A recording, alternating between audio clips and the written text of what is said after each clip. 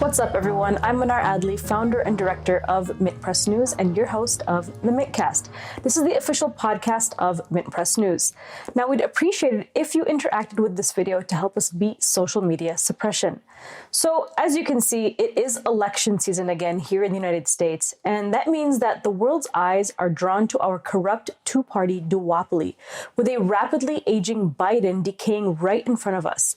Donald Trump is now a heavy favorite to become commander-in-chief of the United States empire once more. Now, Trump has chosen JD Vance as his running mate, a character made and financed by Silicon Valley and surveillance state billionaire Peter Thiel. It seems no matter whom you vote for, our national security state and that of Israel's will be the winner. We have to remember that Peter Thiel's CIA tech empire Palantir helped Israel develop the AI lavender system, which has been used by the Israeli military to target civilian homes, children, and completely decimate the world's largest concentration camp with precision. However, this is not Peter Thiel's first ride in the Trump campaign, as he helped bankroll Trump himself in the 2016 election and even worked in his cabinet. Now, despite Trump campaigning as a populist, anti-establishment, draining the swamp, he is the swamp, and he's planning on overfilling that swamp with figures like Peter Thiel, who will take our technocratic surveillance state and war machine to the next level, far worse than what we saw during COVID. And who better to help us learn more about this than one of the most important journalists of our time, Whitney Webb. She's the contributing editor of Unlimited Hangout and author of the book One Nation Under Blackmail. Whitney is also a former Mint Press investigative journalist. Whitney, it's great to have you on again. Great to be here. Thanks for having me back on. Well, first, I'd like to begin asking you about Peter Thiel himself. Trump's VP pick, JD Vance, presents himself, just like Trump, as a bit of a populist outsider. And you've noted in your reporting that his close connections with Silicon Valley billionaire Peter Thiel is poised to have unprecedented influence in a new Trump administration, and that this should deeply concern every American who cares about freedom, privacy, and reining in the surveillance state. So talk to me about that first, please. Yeah, absolutely. So JD Vance really owes both his political career and his previous venture capital career to Peter Thiel. For example, Peter Thiel first met JD Vance when JD Vance was in law school, and subsequently offered him his first job in venture capital at a Thiel created venture capital firm called Mithril Capital.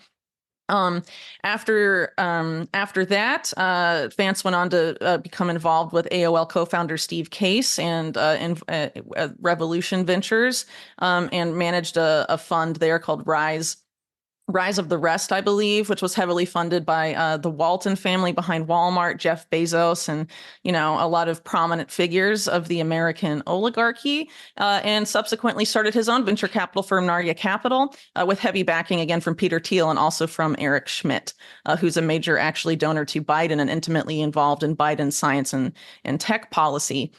And actually, the two of them are on the steering committee of the rather infamous Bilderberg Conference, interestingly enough. And in addition, when Vance decided to run for office or for Senate, he was heavily funded by Peter Thiel. Peter Thiel donated $15 million to his campaign, which I believe at the time, and maybe still is, the largest donation, a single donation ever made to a Senate candidate. And then JD Vance ran initially sort of as a never Trumper and was very anti-Trump. And he became his vice presidential pick, arguably because that rocky relationship was soothed over by Peter Thiel personally, who took and accompanied JD Vance to Trump's Mar-a-Lago to sort of smooth over that relationship. And then Vance sort of became a big Trump proponent. Arguably, there's a lot of people have referred to Vance as a Peter Thiel protege. And I think, given the evidence, that's pretty fair. But Peter Thiel has several proteges. Vance is one in politics now, and obviously prominent in the Republican Party, but other Noteworthy proteges include people like Sam Altman of OpenAI and WorldCoin, and also Palmer Luckey of the defense startup Anduril, and also of Oculus Rift, the virtual reality system that was sold to Facebook, which Peter Thiel, was on the board of from like 2005 until 2022, when he left to try and get Trump-aligned candidates elected. So Peter Thiel's important for a lot of reasons. I would I guess start off with Peter Thiel by noting that he co-founded PayPal. And so PayPal is sort of one of these ubiquitous, financial sort of like fintech websites, one of the pioneers of the field, rather. And, from its earliest days, people that were involved in setting up PayPal, which includes people like Peter Thiel and Elon Musk, it's been said, but the people who were making that company alongside them, that they were in discussions with intelligence agencies and federal agencies from the very beginning about what, those entities were, what they would support in a fintech company, essentially. And, as I reported back when I wrote for Mint Press, the involvement of the now PayPal owner of the who created the Intercept and sort of privatized these Snowden leaks. And a lot of them ended up, never coming out. Allegedly, some of the ones that never came out documented in detail PayPal's relationship to intelligence that has supposedly been ongoing for some time. But aside from PayPal, the clear indicator of intelligence ties with Peter Thiel comes in the form of Palantir, which he incorporated in 2003, but which didn't really start as a company around 2004, 2005. Its first funder was the CIA's venture capital arm, In-Q-Tel. The CIA was its only client until 2008. And between 2005 and 2009, the top engineers at Palantir say they made over 200 visits to CIA headquarters in Langley, Virginia, where the CIA directly guided and tweaked, their software products, which are now used by intelligence agencies around the world, as well as healthcare agencies. The HHS and CDC in the U.S. use Palantir, so does the U.K.'s NHS, and it's expanded really throughout the world. What is really arguably a CIA front company, as I've written in past reports on Palantir, the reason, or rather that what Alex Karp and Peter Thiel were interested in doing when they created Palantir was essentially privatizing the Total Information Awareness Program that had just been defunded by Congress.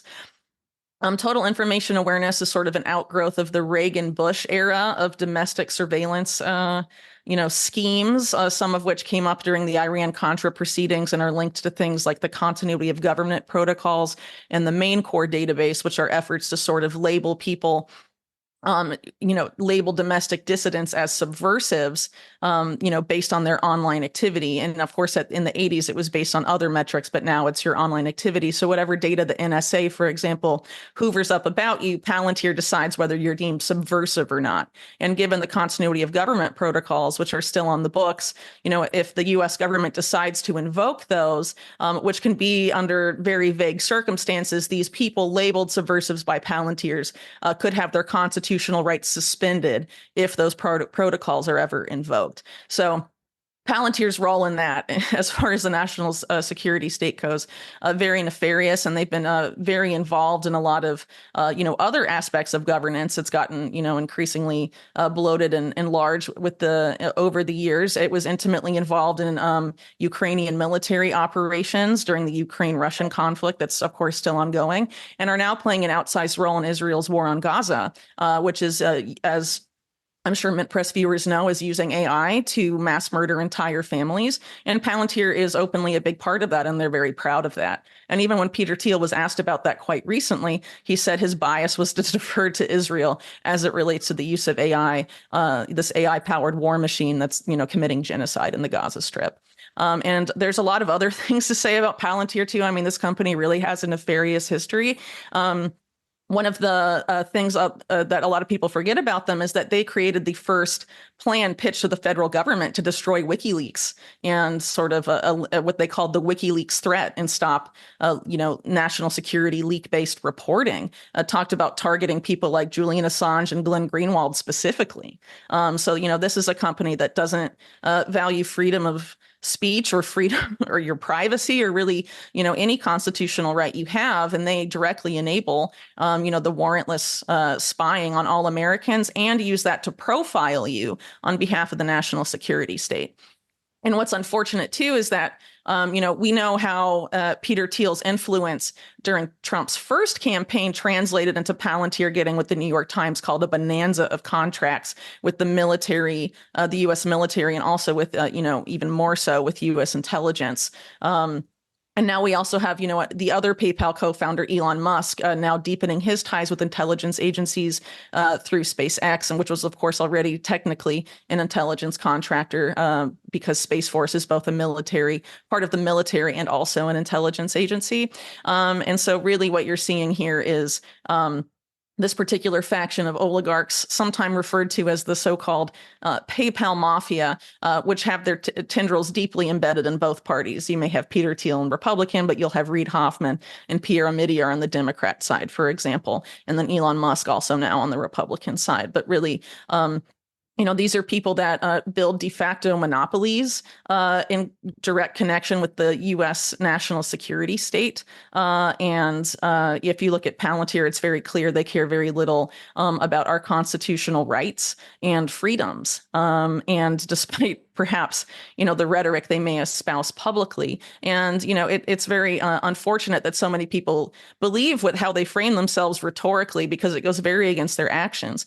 For example, Peter Thiel is often referred to by others as a libertarian, but this is someone who says that he doesn't like free market competition because competition can negatively impact profits, and openly promotes the idea of, quartering a market and building a monopoly. And when he's done that, which he has, he's done it in direct collaboration from the very beginning with the U.S. national security state. So I would not call that libertarian. I think it's quite clearly fascist.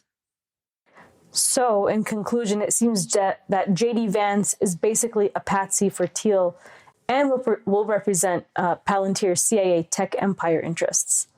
Well, I think it's quite clear if you look at, just American politicians in general over the last 100 years plus, they tend to serve their biggest donors. Correct. And are influenced by their donors. And that's why, follow the money has always been so important when you're reporting on political realities or political figures in the United States. And I think it's abundantly clear that JD Vance has those kind of very deep connections to Peter Thiel, and his political career and his venture capitalist career would not have existed if it were not for him. And it's also important to point out that after the vice presidential announcement, you have close allies of Peter Thiel, whether it's Elon Musk or David Sachs or Palmer Luckey or Palantir itself, a Palantir co-founder alongside Thiel named Joe Lonsdale, all beginning to dump millions of dollars per month in the same super PAC that's supporting the Trump-Vance ticket, only after that VP announcement was made. So clearly it seems like that particular network is quite convinced that Vance is going to be their guy when in office. And it's worth pointing out that a lot of these guys are very interested in dominating the digital financial system to come. For example, Elon Musk says that he plans to turn Twitter into half of the financial system. And JD Vance has been on the Senate Banking Committee. He's involved in crypto regulation legislation that's being written and drafted. And going to be put before Congress. And it's very likely that he'll be involved in choosing the kingmakers of that, like, PayPal's very own recently launched stablecoin, and any of these others, companies and currencies that they're, intimately connected to. So it sounds like what you're talking about is being pushed by a PayPal mafia, an Orwellian, programmable, and surveillance money system that you've written quite extensively about. And how will the Trump administration advance this financial tech monopoly system? I mean, I'm sure a lot of people have heard about the move into central bank digital currencies, for example, or CBDCs. And there's been a lot of criticism around those because of the idea of it being programmable, surveillable money. But for money to be programmable and surveillable, it doesn't necessarily have to be issued by a central bank. It can be also issued by the private sector. And you can add that same type of Orwellian surveillance and the concerns about programmability, deciding what you can or can't buy based on various metrics or, based on your online activity or the claims of a coming social credit system and all of that. You can have that issued by the private sector, no problem. And so there's been efforts to sort of to make a digital dollar in the United States. And there's been concern that there would be a CBDC in the United States. And that's certainly been happening in other countries. But I think in the United States, it's increasingly unlikely, especially considering that, the Federal Reserve in the United States is essentially owned by the private Wall Street banks. And if you're, a central bank digital currency, then the central bank is doing a lot of the job that Wall Street banks normally do. And Wall Street banks want to keep the two-tier system of private banking and central banking as it exists today. So they're most likely to be the issuers of that currency. And I think PayPal, in some of my recent reporting on my website, Unlimited Hangout, have focused a lot on how there's efforts by these groups that are either ex PayPal or who currently own PayPal to have PayPal and a lot of the companies that are intimately connected to it, for example, like Latin America's Mercado Libre, to be the rails on which all of these digital currencies will run, and to essentially dominate the field. And it's very likely that PayPal's PYUSD is going to be a major contender in that. A lot of, other dollar stablecoins may be as well, like Tether, which was intimately tied up with the FTX scandal, or Circle, which has a very intimate relationship with Larry Fink's BlackRock. Any of these, but essentially which, digital dollar coins are going to win. That's not going to be all be determined by regulation legislation that's being written.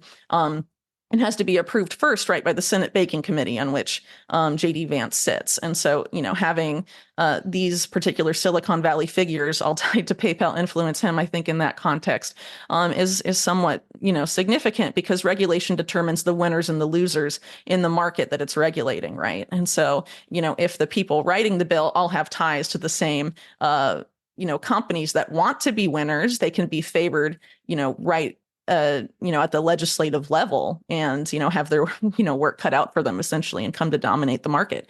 And, PayPal has expressed for a long time they want to dominate the market. You have Peter Thiel on record saying that PayPal was created to replace the US dollar. So there's a lot of things happening here. And what you'd have, as a consequence of that would be the people that run PayPal who, in recent years have just been censoring people for things they've written and stuff like that. They're the ones that would be capable of programming and surveilling your money. And, that's very unfortunate, especially when you consider the connections of, someone like Pierre Omidyar, who owns PayPal right now, which I wrote about Press, several years ago. And I know that Max Blumenthal also did an investigative series for Mint Press on our Pierre Omidyar. That's very important. I would encourage people to look at those to learn more about the people that are essentially running this company. And also, the other people that make up this particular network that is very connected to the so-called, PayPal mafia and really the PayPal co-founders. I mean, the intelligence ties abound. And I think it's a lot of them frame themselves as, pro-constitution, pro-freedom and all of this. But, a lot of their business decisions reflect something else entirely. And I think it's, important to warn people about this. I mean, knowing all of this, how do we even begin to explain this mass rallying by working class white Americans that support Trump and his campaign, despite them caring so much about civil liberties, freedom, and their amendment rights, as they say, while ignoring Trump's ties to the very establishment they claim to be against?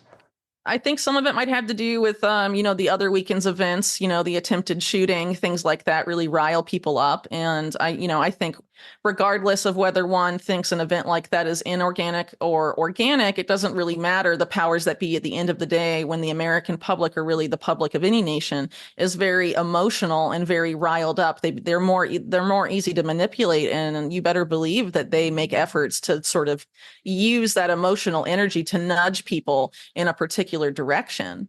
And so I think, that's something people should consider there. And I think obviously, that's going to, it seems like it's had the effect of sort of rallying people around Trump and making them, his supporters, much more enthusiastic than they perhaps were before about his candidacy. And I also think a major factor, too, that we can't ignore is the fact that Peter Thiel is a major funder of independent and alternative media.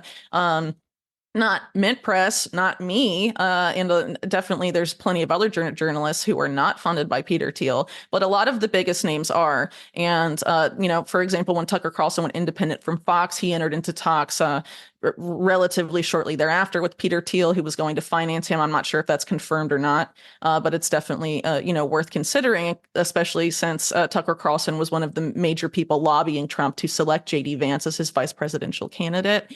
And of course, Peter Thiel is a major investor in Rumble, which is an alternative to YouTube that tends to appeal mainly to right-leaning audiences, and a lot of the figures on there, the biggest names anyway, many of them are all in on this particular ticket, and receive some sort of financial compensation, from Thiel-funded Rumble to post their videos there. Obviously, that's not true for everyone that's in the contractual situation. For example, Jimmy Dore recently had me on to talk about how awful Peter Thiel is for over an hour. But there certainly are people that I think aren't inclined to criticize him. I mean, he is a very powerful figure, and a lot of people in media, unfortunately, are funded by him. And there's been sort of this increased, effort to sort of, well, we've seen it for a long time, like with The Intercept, for example, and Pierre Omidyar are sort of launching this sort of what was framed then as this dissident outlet.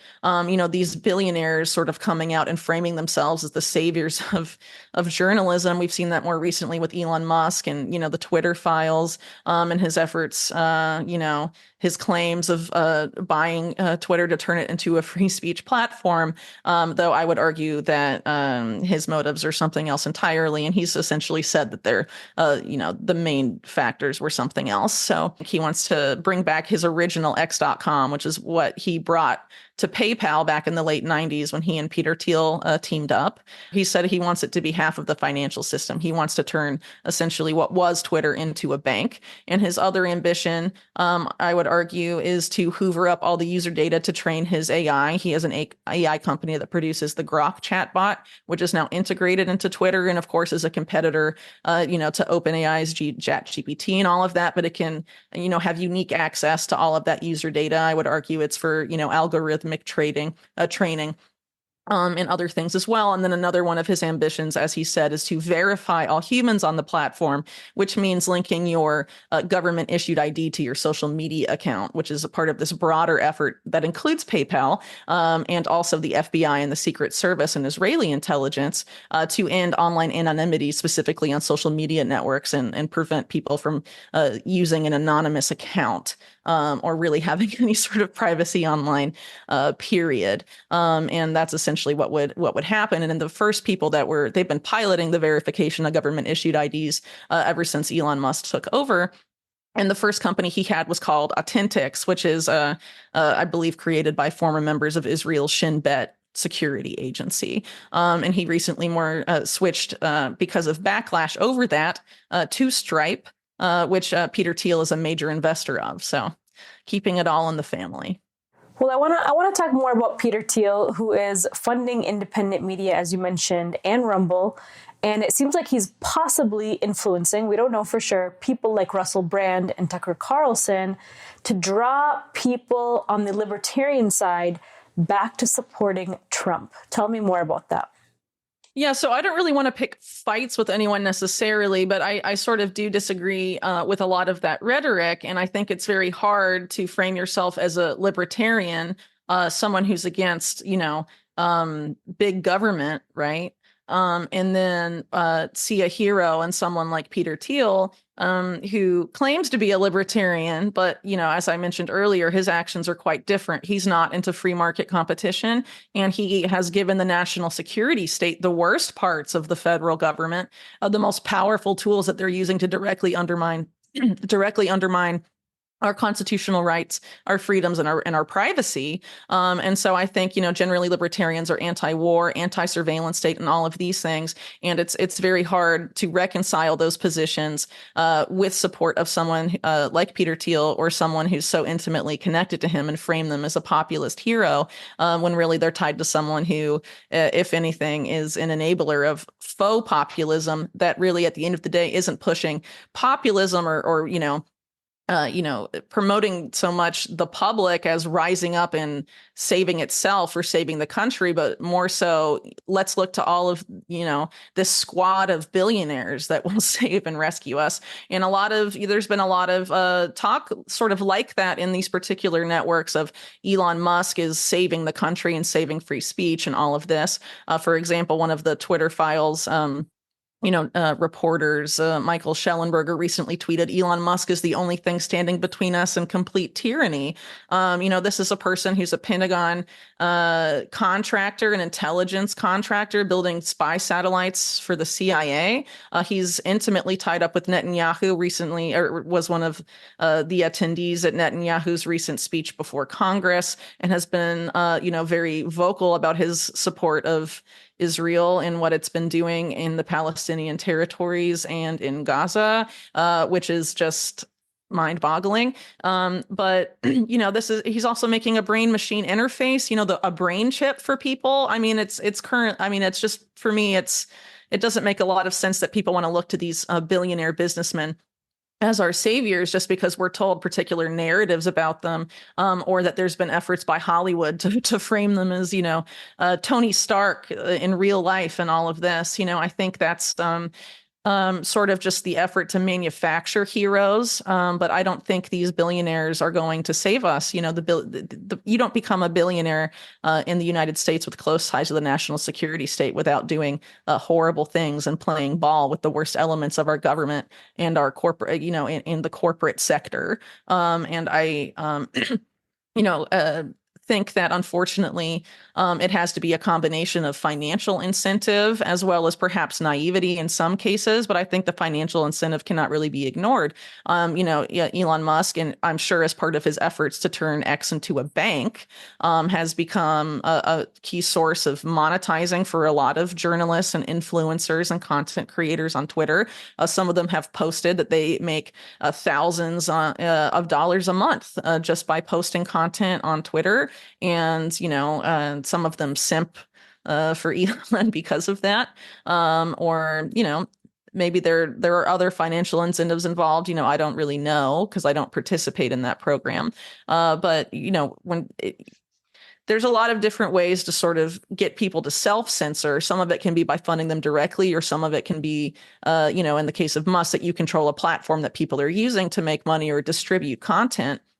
But I think ultimately, at the end of the day, we need to try and not be so dependent on these billionaire-run platforms and oligarch-run platforms as the only means of distributing information and having our voices heard, because censorship continues on Elon Musk's X. It certainly didn't stop just because he bought it, and his close ties to Israel, which has been very interested in censoring a litany of critics for quite some time, and puts in, millions upon millions of dollars annually in doing so. I think it's definitely needs to be looked at a little more critically. And as far as the promotion of Trump goes, what really disappoints me about a lot of the coverage from independent media is that people just seem to have complete amnesia about his first term. This is someone who's already been in office, who already had a campaign that was, promising, I guess, the right-leaning populist version of hope and change. And of course, that didn't materialize in his first term. And now we're being told that it's all going to be different now. It just reminds me so much of what happened with the left and Obama when there was all this energy behind him, and then he was going to bring the stop the criminality of Wall Street banks during the 2008 financial crisis. And then Citigroup was later found to have picked his cabinet essentially in his first term, and, was obviously a complete sellout. But when he was running for his second term, there were all these reasons people gave, right? Like, oh, it was, the people he was surrounded by. Oh, it was, the Republicans in the legislature and this and that. And, just all these excuses. And then it's this, his second term was arguably worse than his first term. And I mean, I think we're just in trouble if we keep saying, oh, we need to keep voting for the lesser of two evils. I mean, it's just insane to keep doing that, considering the state of the country, and think things are going to magically get better just by voting for one of the lesser of two evils. I mean, it honestly doesn't really make very much sense. And again, there's been this complete amnesia about what Trump did during his first term. And a lot of it is not positive for, populism, really. He made John Bolton a neocon, his national security advisor.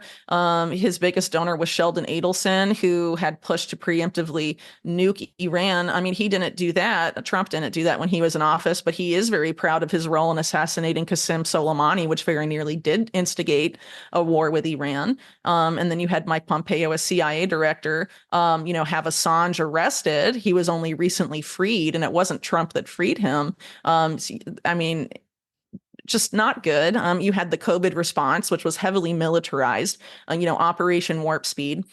A lot of corruption there that I reported on at the time. Palantir got all of our COVID data, arguably because Peter Thiel was one of the main donors to Trump's first campaign and was intimately involved in Trump's transition team, particularly as it related to the Pentagon, and just resulting in all these contracts for them. There was a lot of other, instances where a lot of his cabinet appointments were lobbyists for the very industries they were supposed to be regulating. This is not populism. There's even been talk. Trump told Bloomberg a few months ago that he was, or a few weeks ago, sorry, that he was considering Jamie Dimon, head of JP Morgan, to be Treasury Secretary. He's denied it now, probably because of backlash. But Trump is very cozy with a lot of these bankers. He's very cozy with Larry Fink of BlackRock, for example, which is who he put in charge of essentially of U.S. COVID fiscal response. The money printing that went on during COVID, and it was handed out directly to BlackRock to distribute by the Federal Reserve. And I mean, Trump helped make that happen. Larry Fink used to manage his personal wealth. People don't really look at these connections. Trump pardoned Michael Milken, the junk bond felon from Drexel Burnham Lambert, intimately involved in the CIA and organized crime like savings and loans crisis of the 1980s, but he couldn't bring himself to pardon Julian Assange, right? So, there's plenty of other examples I could give. For example, after the El Paso Walmart shooting, Trump called on big tech to develop software to surveil social media users to determine if someone might commit a shooting before they'd commit a shooting, essentially pushing big tech to create pre-crime software, analyzing people's posts. He very nearly created a program called Safe Homes that was going to use consumer electronic devices like Fitbits, Apple Watches,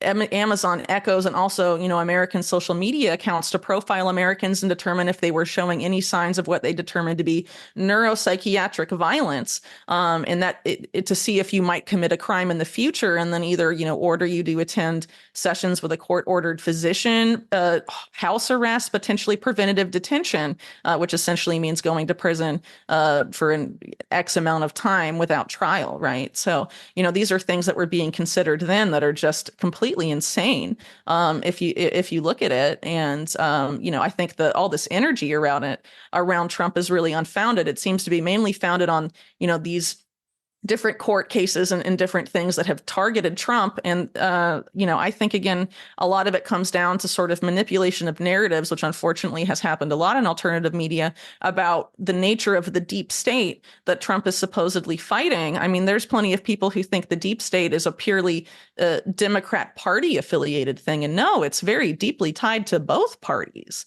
I mean, the Republican Party is the party of Ronald Reagan and George H.W. Bush and George W. Bush. I mean, you look at what happened during those administrations, it was completely insane, just like what happened during the Clinton and Obama administrations has been completely insane. And now the Biden administration, we have to keep in mind that this is a uniparty. And I think there's been efforts to sort of, just because Biden's been so terrible and is so obviously, non-functional, to sort of, sort of manufacture all of this energy for Trump. And I just don't find it convincing when you look at, the policies he's had. But again, so many people, especially in electoral campaigns, focus on rhetoric. They don't focus on policy records. They focus on what people are saying. But even then, I mean, you have Trump on the campaign trail this time around talking about how the United States needs a biometric entry and exit system, have everyone like scan your face or scan your eyeball to to enter and exit the United States. And this is something that one of these Peter Thiel connected companies, Palmer Luckey's Anduril, is creating. They're creating this virtual border wall on the U.S.-Mexico border. Trump, when he was in office the first time, abandoned completely the idea of the physical barrier on the U.S.-Mexico border he campaigned on, and instead backed what had been until then the Democrat idea of creating this virtual smart wall, which now a Peter Thiel funded company is creating. And it uses, it can use facial recognition and all of this, detect people from 3 kilometers away.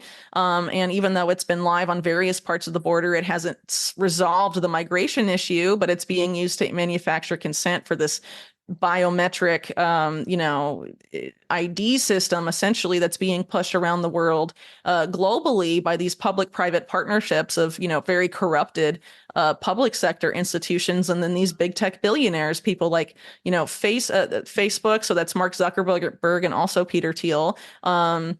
It was a big part of ID 2020, which was co-founded by Bill Gates, and all of these, there's a lot of Silicon Valley billionaire involvement in pushing for digital IDs. The Omidyar network is intimately involved in that. Pierre Omidyar's one of his philanthropic vehicles. A lot of these billionaires are pushing for these things. And now you have Trump, directly promoting it on the campaign trail. And a lot of his base, during the COVID era, were very critical of the digital ID agenda. And, what I would argue actually rightly saw that vaccine passports, as they were being piloted, particularly those that are, QR codes and on a smartphone, were sort of just a trial run for this broader digital ID effort that is meant to supercharge, the surveillance state, the very kind that, companies like Palantir have been helping to build. Wow, there's a lot to unpack there, but, let's just go into Israel, Elon Musk, and the FBI's efforts to end that online anonymity that you talk about. I have more questions to ask, but what you just described leads me to ask how this will affect not only censorship, but how people can access their own money if they challenge establishment narratives. And could this expand the gap between the rich and the poor? Yeah, so there's been a major push for several years to sort of eliminate online anonymity. And by that, I mean what the agenda more expressly is to have you link your internet activity, all of it, through the internet service provider, or ISP, to a government issued ID. So in other words, in order to use the internet, you would have to provide a government issued identification in order to be granted access to the internet. And then everything you do online, every site you visit, as well as everything you would post, would be directly tied to your government issued identification or your identity. And this is being framed as the only way to stop cybercrime, to stop cyberbullying, to stop any number of problems, we're told. But ultimately, what it really does is that it supercharges the surveillance state that has already been hoovering up essentially everything about our online activity. But the difference is that there has been the infrastructure set up for the past 20 years for the so-called war on domestic terror.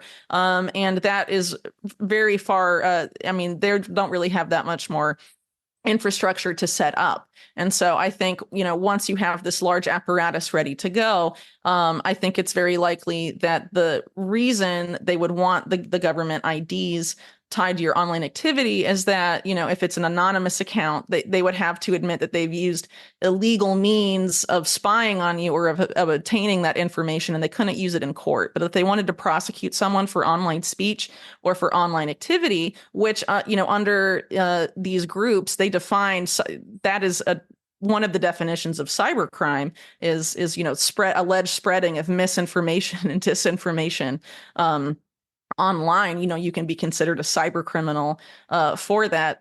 They're framing this as a way to go after criminals. And so if you're accused of spreading misinformation and disinformation, if you tie that to your government issued ID, then they can use that evidence against you in court.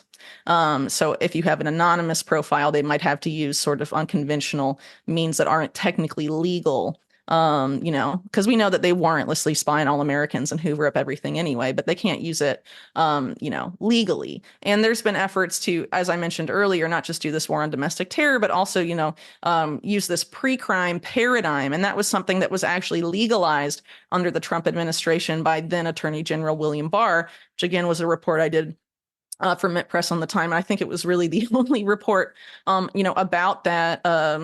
about that program that was made at the DOJ by Barr at the time. And unfortunately, that policy is still on the books at the Department of Justice. And so you don't even have to commit the crime. You can just post something on Facebook or post something online and be arrested for it. And I think, unfortunately, as time goes on, it's very possible that may advance considerably. And it's important to keep in mind that a lot of the law enforcement agencies that would be prosecuting these, like the FBI, for example, have very deep ties to groups like the Anti-Defamation League, for example, which is intimately involved in training them on what qualifies as hate crime and hate speech.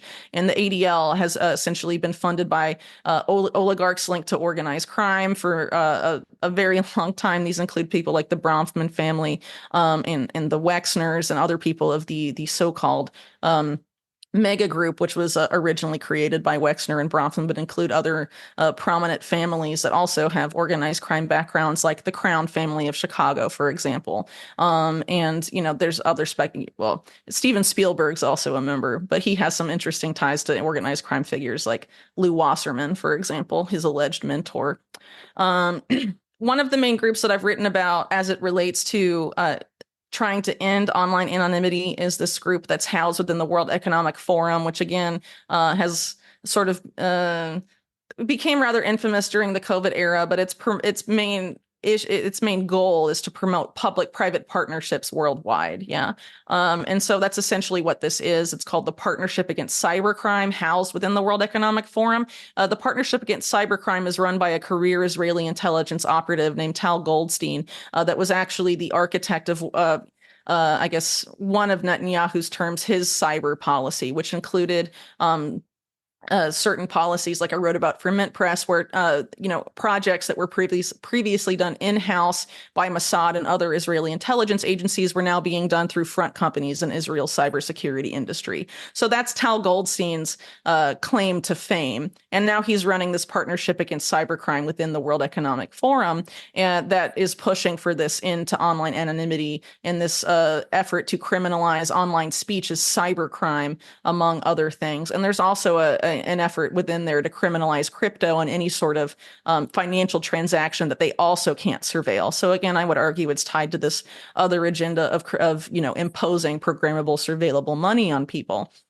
And so essentially what you have, the actors you have as part of this partnership, you have PayPal, you have a lot of big Silicon Valley companies like Microsoft, I believe, is a member. Other big banks, Bank of America, for example, is a member. And then intelligence agencies, mainly UK intelligence, Israeli intelligence. And then you have, the DOJ, FBI, and Secret Service as members from the United States. And they work with other sort of alliances that are also pushing towards the same goal. One of these is called the Global Cyber Alliance, which was a project created by Cyrus Vance Jr., who used to be one of I forget exactly his title, but he was involved sort of in judicial, like one of a big prosecutor in New York, but he didn't target prominent people, but I forget exactly who. I think it might have actually been Epstein at one point, but I'd have to go back and check my research on that. Sorry. But anyway, he's kind of been, was criticized in that role for being somewhat corrupt. And he teamed up with one of the main, police officials in the city of London in the UK. And then I guess another figure that was, I believe, tied with the Center for Internet Security. I don't know. I wrote about this like 4 years ago. So sorry if I'm a little, don't have all the details at my fingertips. But essentially, it's a network of companies on that particular Global Cyber Alliance. PayPal's there again. You have Facebook.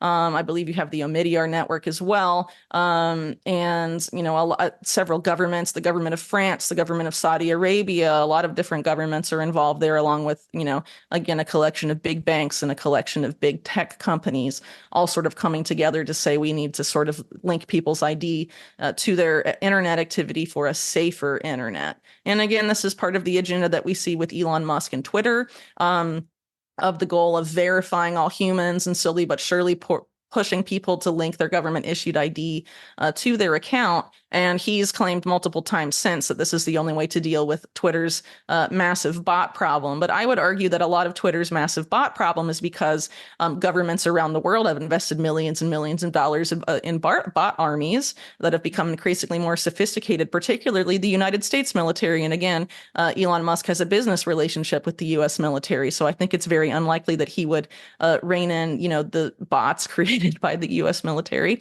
which again is a matter of record.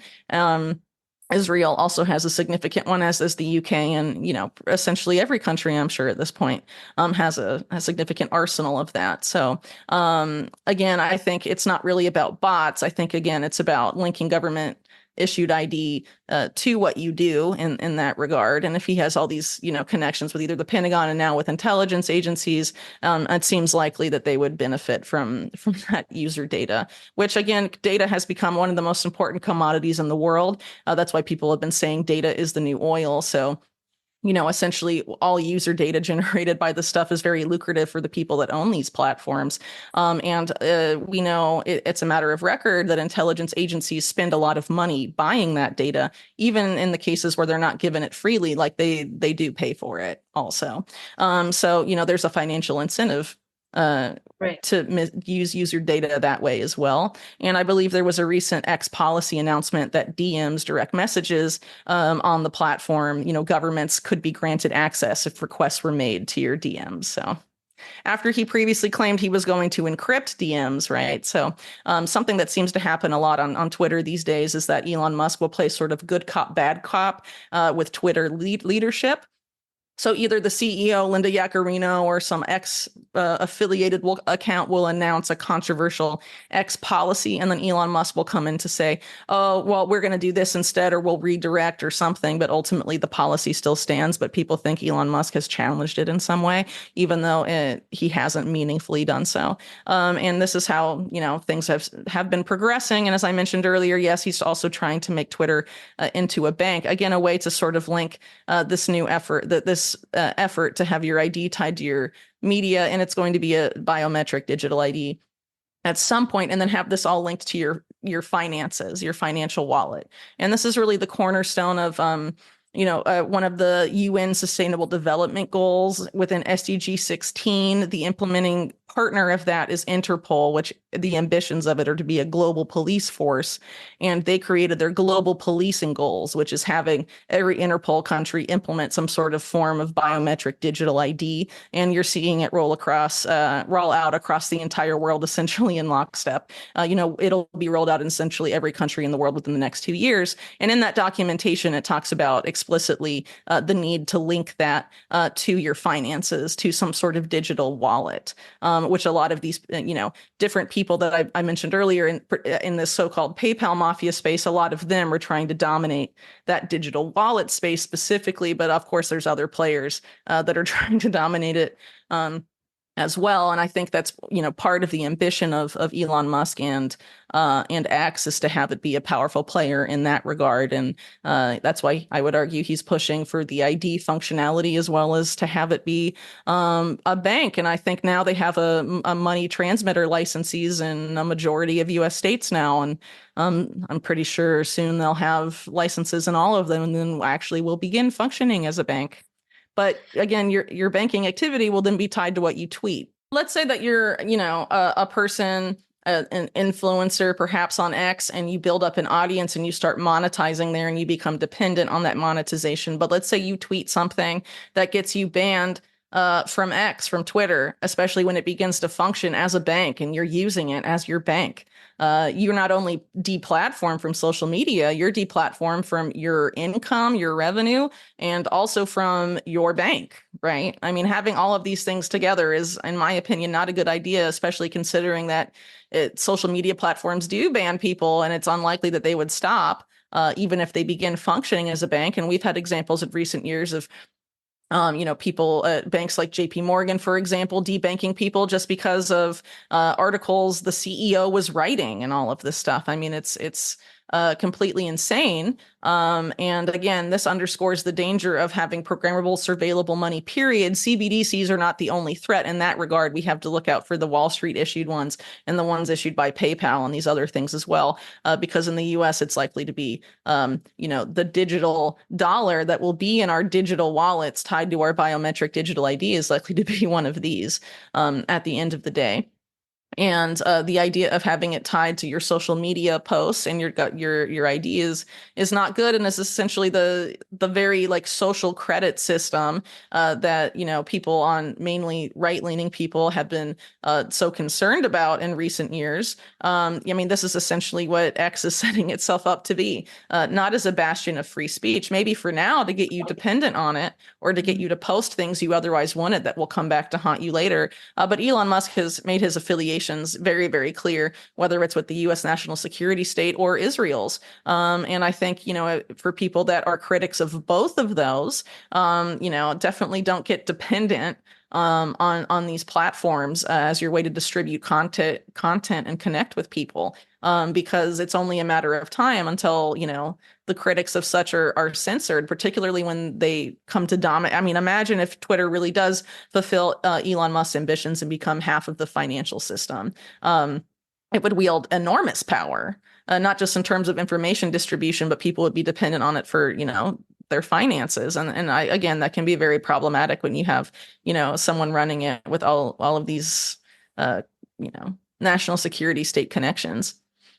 Incredible. As Israel commits mass genocide in Gaza, as you just talked about, I want to learn more from you about Israel's Mossad and Unit 8200, and Israeli intelligence in general, and their influence on Silicon Valley and their role in working with Elon Musk and Peter Thiel, and even within the Trump administration, to help create this Orwellian surveillance nightmare that you've written about right here in the United States. Yes, so there have been efforts for a long time to link, America, Silicon Valley, sort of with Israel's equivalent of that, which is intimately connected to its cyber intelligence unit, Unit 8200. And one of the main facilitators of this was this group that was made by Paul Singer, who's a longtime neocon donor, but he's also been called a vulture capitalist for what he's done, for example, with Argentina's distressed assets during the various economic crises it's had. And I believe he is a hedge fund manager. But this particular group he created was basically the way it framed itself was in order to prevent for the growth of the boycott, divest, or and sanctions group, the BDS movement, we need to sort of have the United States and Israel economically yoked, so that the United States can never effectively adopt BDS as a policy in any meaningful way. And so a lot of that was to try and get U.S. companies to acquire these Israeli startups, many of which are directly tied to their intelligence services. And that has happened in Silicon Valley in significant ways. I know when I worked for Mint Press, and I know Alan McLeod has done this as well, gone over all of the different, top people at big tech companies and their ties to, Israeli intelligence, for example. And a lot of them will be ex-Unit 8200 in very prominent positions. And a lot of this is because these big tech companies gobble up Israeli startups and then put the people that founded them, which are Israeli intelligence veterans, a lot of the time into prominent positions in the company, or sometimes they'll just hire independently. But, there's a lot of intimate connections, and it's not really just at that level. It's happening on a lot of other levels as well. And I think, part of that, one example of that, I guess, you could point to is the fact that nearly every big tech oligarch in the United States had some sort of relationship with Jeffrey Epstein, whether it's Bill Gates or Reid Hoffman, Elon Musk, Peter Thiel, Sergey Brin, Larry Page, all had some sort of significant, I would argue, relationship with Epstein. That's why so many of them, including Musk and Page and Brin, were subpoenaed as part of the Epstein JP Morgan case in the USVI until JP Morgan paid millions of dollars to make that very inconvenient lawsuit go away. But why were all these big tech oligarchs served by someone that we know now was working with Israeli intelligence to blackmail prominent figures in the United States? And why were these figures so deeply connected to him, and why are they all so favorable to Israel's policies and censor on behalf of Israel, or directly enable their activities? I mean, there's plenty of these U.S. big tech companies that are major contractors for either the Israeli government or the IDF directly. And, I've argued in past reporting that at this point, it's a binational security state, that the U.S. and Israeli national security states are very intimately fused. For example, you had even companies like Lockheed Martin, a well-known company of the military industrial complex, have extremely deep ties with Israel's national security state, and have offices in these places where Unit 8200 companies are incubated, and all of that. And I've even written about, cyber reason, for example, which is one of these companies that actually the CEO essentially admitted it's a continuation of his work at Unit 8200, became intimately involved with Lockheed Martin, and are now running out a bunch of critical infrastructure that is essential to the functioning of the U.S. military, even though they say that, they essentially say their work is a continuation of their time at a foreign intelligence agency. I mean, it's really shocking. And obviously there's so many other examples of that that I could give. And the fact that there's been nothing done about it tells you that it obviously doesn't concern our politicians. And why is that? Numerous reasons, I suppose, we could look into as to say why that is. But the fact that it is, and that it isn't being questioned, even though it would normally be framed as a threat to U.S. sovereignty and national security, I think is really telling of the fact that arguably these two countries have fused their national security apparatus. And I would argue a big part of that is because a lot of the interest groups that helped create modern U.S. intelligence were also very involved with creating Israel's national security apparatus when Israel was founded in 1948 and in the years immediately after that. And that's why you have, through a lot of controversial CI operations, they seem to be done jointly with Israel. Iran-Contra is a great example, but there are many others, like the Prama software scandal. And, unfortunately, I think as far as it goes with Silicon Valley, they tend to, have biased opinions about the Israel-Palestine issue. And I think we can see that, for example, with the CEO of Palantir, Alex Karp, being basically saying that people should not protest the Gaza war, and that their side, the pro-Israel side, has to win, the intellectual war, or, the U.S. can never deploy troops anywhere again, as it relates to Israel's like genocide in Gaza and all of this stuff. And these are the people that are profiling who goes on the subversive list for the CIA. It's very concerning stuff, and they're directly aiding and abetting, foreign war efforts, taking sides in foreign conflicts, and then telling Americans, if you don't like the side that we happen to be on, something should be done about you. And they're the people that can flag you for those reasons. Absolutely insane and terrible. And it's just mind-boggling to me that this isn't more widely discussed. I have to say, a lot of this is quite disheartening, but, we've just witnessed what Genocide Joe is capable of in terms of his pro-Israel policy, but we also already kind of know Trump's pro-Israel policy because he already served, which is going to be worse. His son-in-law, Jared Kushner, who was in charge of the normalization deals with the Arab states, mentioned his plans for his beachfront properties in Gaza. What else do we know about Trump's plans for Gaza and Palestine?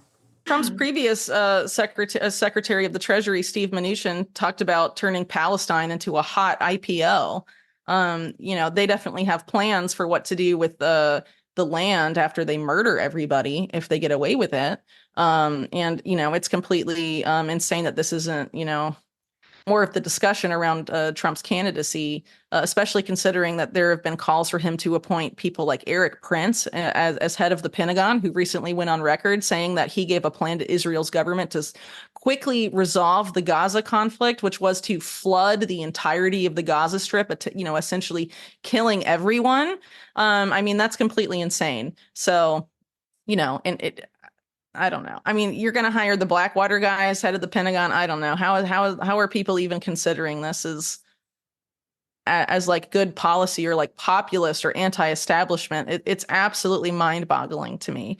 Again, the issue should not be how to have privatized wars or more efficient wars. It should be no more imperial wars at all. And, unfortunately, it seems like now that Trump is essentially a shoo-in, we're hearing all of this bellicose rhetoric about Iran again. So yeah, maybe Trump may end the Ukraine conflict just like Joe Biden ended the Afghanistan conflict. But, Biden helped start Ukraine. And now if Trump ends the Ukraine war when he's president again, they'll probably start a new one in Iran. And JD Vance, his vice presidential pick, seems to be all on board for that. And it's again, I think people need to be very aware of this. And, if you're an anti-war American, why are we still voting for the lesser of two evils and thinking that's going to stop these horrible genocidal wars?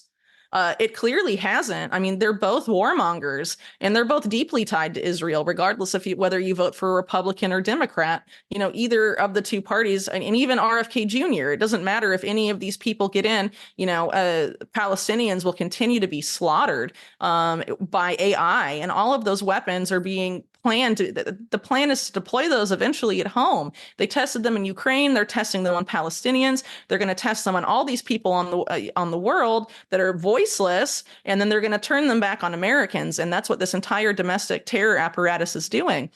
And it's not going to be stopped by voting for one of the two parties when both parties are building this nightmare.